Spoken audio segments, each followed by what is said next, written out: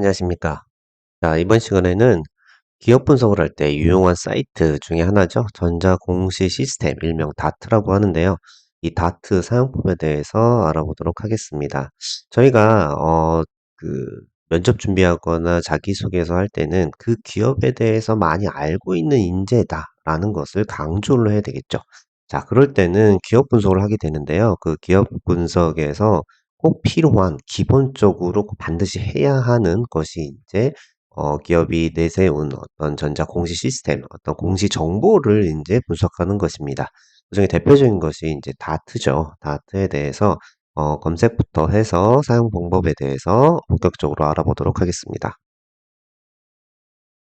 자, 이렇게 검색 사이트에서 어떤 다트라고 쳐도 되고요. 전자공시 시스템 이렇게 입력해도 됩니다. 다트라고 입력을 한번 해볼게요. 다트라고 입력을 하면 이렇게 전자공시 시스템이 이제 뜨게 되는데 여기를 한번 클릭해 보겠습니다. 자, 요렇게 이제 검색 창이 뜨죠. 검색 창에서 우리가 보고 싶은 거는 이 정기 공시가 되겠고요. 이 정기 공시를 체크를 하시고 여기 기업명, 편의상 어떤 삼성전자에 대해서 한번 검색을 해볼게요. 삼성전자를 제가 검색하는 이유는 삼성전자가 아무래도 큰 기업이기 때문에 이 공시, 그러니까 사업 보고서의 내용들을 최대한 충실하게 이제 제공을 하고 있어요. 그래서 우리는 이거에 대해서 공부하는 입장이기 때문에 삼성전자를 클릭을 하시고 여기 보면 1년이 아니라 3년치를 분석을 해볼게요. 왜 3년치를 하느냐? 그것은 어떤 우리가 재무제표라든가 이런 걸 볼 때 어떤 단년도를 보면 보는 것이 아니라 추세를 이제 늘 확인을 해야 돼요. 아시겠지만 작년, 재작년, 올해도 마찬가지지만 코로나로 인해서 기업의 재무 상태가 좀 많이 안 좋아요. 그렇기 때문에 이 3년치를 보게 되면 실질적으로 이 한 개년도의 사업 보고서에는 어떤 세 개년도의 이제 재무제표가 나옵니다. 그러면 3년치, 3년 전의 것을 보게 되면은 또 거기서 3개년치가 나오겠죠. 그래서 이걸 합해 놓으면은 5개년치를 볼 수가 있어요. 그래서 5개년치를 추세를 보기 위해서 이렇게 3개년을 검색을 하시고 여기 보시면 이렇게 쭉 검색을 하다 보면 여기 분기, 사업 보고서, 반기 이런 내용이 있죠. 시점을 잘 보시면 분기는 3월, 그다음에 반기는 6월, 그다음에 분기가 또 9월에 있고, 그다음에 사업 보고서가 12월에 있습니다. 그래서 이렇게 상장 기업들은 어떤 1년에 4번 보고서를 내게끔 돼 있는데요. 그래서 그중에서 3개월이 지난 분기가 지나면은 이제 분기 보고서, 그리고 절반 반년이 지나면 이제 반기 보고서, 그리고 그다음에 9월 달에서 다시 분기 보고서를 내고 제일 마지막 12년도 12월에 사업 보고서를 내게 됩니다. 이렇게 해서 총 4가지의 보고서가 나오게 됩니다. 자, 그런데 보시면 내가 이제 지원하는 시점이 언제냐에 따라서 이 중에 뭘 보느냐에 이제 구분이 서요. 예를 든다면 내가 어떤 3월 달 지나서 이제 기업의 면접을 본다라고 하면은 가장 최근 연도의 보고서는 분기 보고서 3월 겁니다. 그리고 내가 만약에 연초 일 뭐 한 연초에 보겠다라고 하면은 이제 사업 보고서가 이제 제일 최근 연도죠. 여기 자세히 보시면 이렇게 3월, 6월, 9월, 12월 이렇게 돼 있지만 접수일 이게 이제 보고서가 나오는 날짜예요. 그럼 보면은 3월까지 기점으로 해서 약 2달 정도 후에 보고서가 나오고 그다음에 사업 보고서 12월을 기점으로 해서 이제 3달 정도 이렇게 보고서가 나와요. 그래서 그 시점에 맞게끔 가장 최근 연도를 보시면 돼요. 그런데 장단점이 있어요. 자, 사업 보고서는 아무래도 1년 전체를 내세우는 보고서이기 때문에 내용이 좀 충실하고 많은 내용들을 담고 있습니다. 그런데 분기, 반기, 그다음 이런 보고서들은 그 시점에 대해서 적시점, 그러니까 어떤 최신성의 데이터를 빨리 제공하기 위해서 만든 보고서이기 때문에 기본적인 내용들은 사업 보고서를 따르고요. 재무제표만 조금 변동사항이 있어요. 그래서 내용에 대한 질이라든가 이런 거 좀 많이 다릅니다. 그리고 기본적으로 우리가 사업 보고서에 대해서 한번 살펴볼게요. 클릭을 하시면 이렇게 내용이 뜹니다. 자, 이렇게 내용이 뜨게 되는데요. 항목이 여러 개 있죠. 앞서 말씀드린 대로 이거는 이제 삼성전자는 큰 기업이기 때문에 이걸 다 내용을 다 충실히 채웠기 때문에 이렇게 내용들이 많아요. 그래서 이걸 전체를 다 보는 거는 아니고요. 예를 들어 우리가 뭐 투자를 위한 뭐 이걸 검토한다 이런 거라면 다 보셔야 하겠지만 우리는 이 기업 자기소개서라든가 면접에 활용되는 이런 기업의 분석을 위한 용어로 이제 보기 때문에 우리가 중점적으로 봐야 될 부분은 이 회사 개요, 사업 내용, 그다음에 재무에 관한 사항, 그다음에 여기 보시면 이사의 경영 진단 및 분석 의견 이 부분입니다. 하나씩 볼게요. 일단 회사 개요는 내용 보시면 여기 회사 개요, 연역 이런 것들이 이제 포함되어 있어요. 홈페이지보다 여기에 연역에 대해 좀 자세히 나와 있어요. 왜 그러냐면 홈페이지는 어떤 공간적인 부분, 시각적인 부분 때문에 어떤 중요 이벤트들만 이제 나오게 되는데 여기는 기본적으로 이 보고서를 내는 이유는 주주들이 우리 회사를 보고 투자를 하라고 이렇게 나오는 보고서예요. 그렇기 때문에 자세하게 적게 돼 있어요. 그래서 그렇게 자세하게 적게 돼 있고요. 우리 입장에서는 뭐 어떤 히스토리들 이런 것들을 많이 봐야 될 거고 그다음에 여기에 이제 사업 부분에 대한 조직에 대한 부분들도 많이 나오게 됩니다. 그래서 이 부분은 꼭 내가 지원하는 부분이 어디에 있는지 그다음에 내가 지원하는 회사가 뭐 일단 회의 쪽에 어디에 진출하고 있는지 등은 이제 필수적으로 알고 있어야 되겠죠. 그다음에 여기 뭐 설립 일자 이런 것들이 쭉 나오게 되니까요. 이 부분은 꼭 이제 참조하셨으면 좋겠습니다. 자 그리고 자본금 변동사항. 자 이 부분에 대해서는 우리가 굳이 뭐 열심히 알 필요는 없겠죠. 하지만 기본적으로만 알고 넘어가고 주식에 대한 부분도 마찬가지죠. 우리가 투자를 할 것이 아니기 때문에 이런 부분들은 이제 그냥 흘려 넘어가시면 될 것 같고 자 두 번째로 중요시 보셔야 되는 게 이 사업에 대한 내용이에요. 우리가 아무리 기업 분석, 산업 분석을 한다고 하더라도 해당되는 기업만큼 할 수는 없습니다.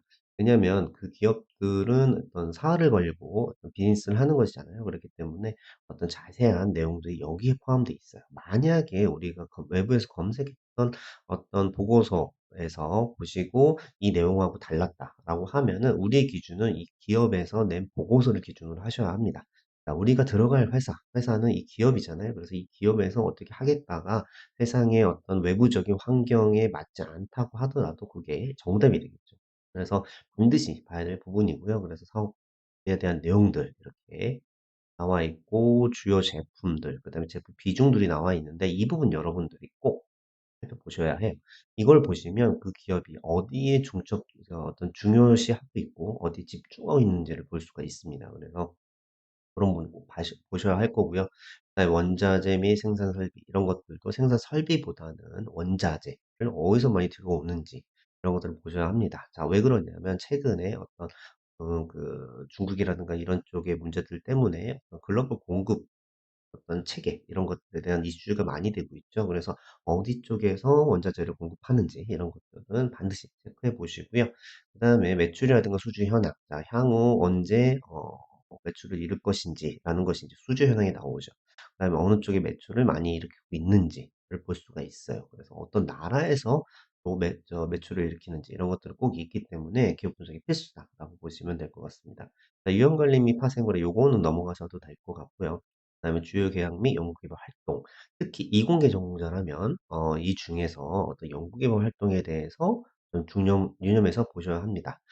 이공계 출신자들이 대부분 지원하는 곳은 일단 기술을 기반으로 해서 어떤 제품을 만들고 출시하는 제조업이죠. 그렇기 때문에 그 기업이 어떠한 기술을 갖고 있는지도 중요합니다. 그래서 그런 것들을 반드시 확인을 해 주시면 될 것 같고요.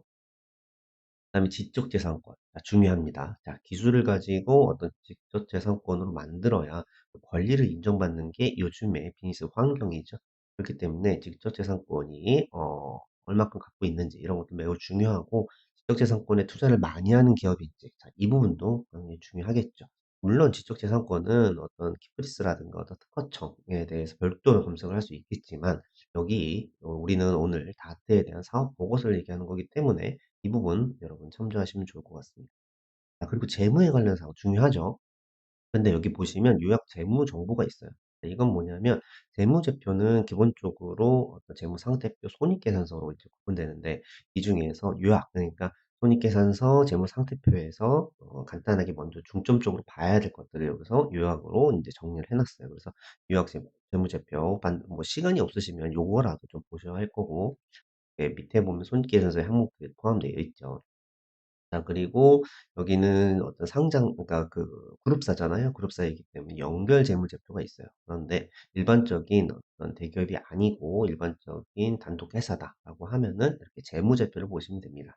재무제표는 여기는 삼성전자죠. 그래서 삼성전자의 그룹 계열 전체가 연결 재무제표고 삼성전자 단독의 재무제표가 이 재무제표예요. 그래서 우리가 중점적으로 보셔야 될 거는 이 재무제표에서 어떤 재무 상태표, 그다음에 손익계산서, 그다음에 뭐 자본 변동표, 그다음에 뭐 현금 물음표. 이 중에서 현금 물음표, 그다음에 손익계산서, 재무 상태표 이거를 중점해서 보시면 됩니다. 제가 아까 말씀드린 대로 하나의 사업 보고서에 3개년치가 있다고 그랬죠. 여기에서 지금 뭐 최근 연도가 이렇게 돼 있으면 3개년도 이렇게 돼 있지 않습니까? 그래서 2019년도에 19년도에 사업 보고서를 별도로 또 다시 보시면 이것이 이제 2개년도 추가가 되죠. 그래서 총 5개년도의 재무제표를 우리가 그 볼 수가 있어요. 그래서 이 3개년치를 보는 것을 추천을 드리고요. 여기서 보시면 자세한 지금은 경영 분석 어떤 재무 분석 시간이 아니기 때문에 세부적인 내용들은 넘어갈 거고요. 그러니까 우리가 여기 손익계산서에 중점적으로 보셔야 될 부분은 뭐냐면 이 매출액이 아니라 이 영업이익입니다. 자, 왜 그러냐면 이 매출액은 보시면 여기 보면은 금융수익 이런 것들도 있지 않았습니까? 수익, 그다음에 금융비용. 자, 삼성전자는 기본적으로 전자제품을 만들어서 파는 곳이에요. 그렇기 때문에 전자제품, 그러니까 주 사업 목적으로 이제 제품을 팔고 나서 남은 이익, 그게 이제 영업이익이에요. 영업이익이라서 이 매출액은 내가 주 목적 내에 이렇게 금융 수익까지 포함해서 나온 수익입니다. 그렇기 때문에 영업이익을 중점적으로 보셔야 하고요. 그다음에 네. 영업이익을 중점적으로 보셔야 하고 이 당기순이익은 우리가 인제 기타 수익 그다음에 금융 수익까지 포함된 인제 결과물이에요.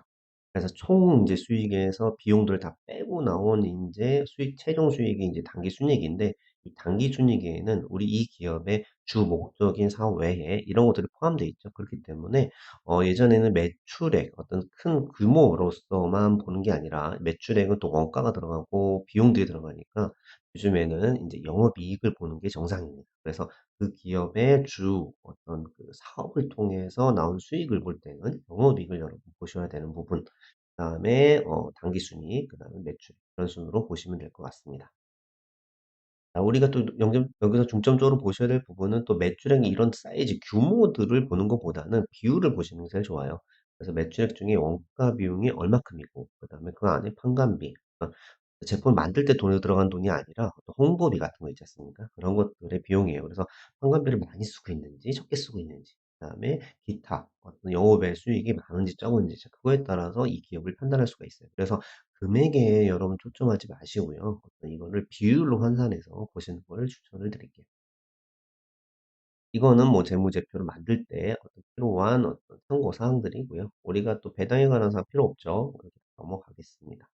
그리고 우리가 보여야 될 거는 이렇게 이사의 경영 진단 분석 의견이에요. 자, 우리가 어떤 기업을 처음에 이제 막 이제 봤는데 어떻게 기업의 세부적인 내용을 알 수 있겠어요. 그래서 이 기업에 대한 매출, 사업 보고, 사업에 대한 어떤 그것들을 회사 내부에서 이사들이 분석했던 의견들입니다. 그러니까 우리보다는 좀 더 전문성이 있겠죠. 그래서 이런 분석 의견들을 꼭 참조를 하셔서 왜 이렇게 올라갔는지 내려갔는지 이런 것도 여기 자세히 나와 있어요. 그래서 어떻게 보면은 가장 중요한 부분이다라고 보시면 될 것 같아요. 그래서 반드시 이사의 어떤 경영 진단의 분석 의견 요 내용 카테고리를 보셨으면 좋겠습니다. 그리고 나머지 부분들은요. 우리가 투자를 할 것이 아니기 때문에 굳이 참조 안 하셔도 될 것 같고요. 뭐 여기에서 임원에 대한 보수 이런 것들 보시는데요. 사실 우리가 입사를 하는 거는 신입사원이잖아요. 그래서 굳이 인제 기업의 평균 연봉 이런 것들은 큰 의미가 없어요. 의미가 없기 때문에 나머지는 우리 바쁜데 어떤 이런 시간 절약 차원에서 부분들을 좀 넘어가셔도 좋습니다.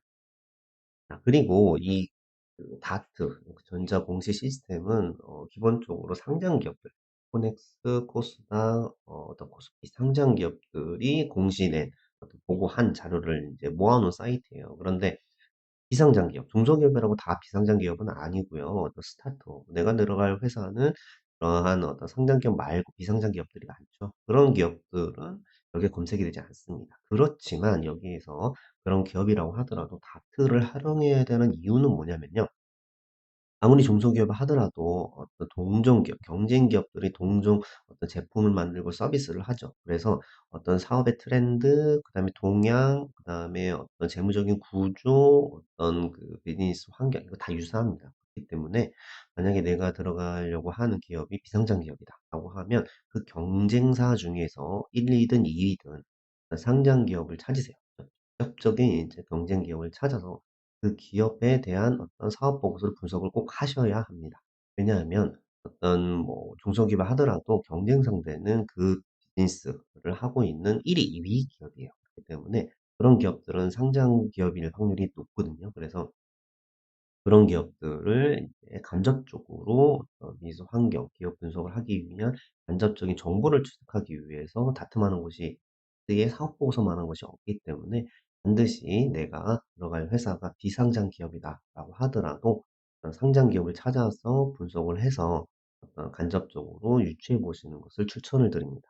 자, 그리고 비상장 기업이 절대 작은 회사가 아니에요. 예를 들어서 말씀드리면 상장 기업은 외부의 투자를 받아서 어떤 자본금을 확보하기 위한 용도로 상장을 하는 거예요. 그러니까 내 돈을 가지고 어떤 비즈니스를 하는데 큰 무리가 없다라고 하면 굳이 상장을 하지 않는 기업도 많거든요.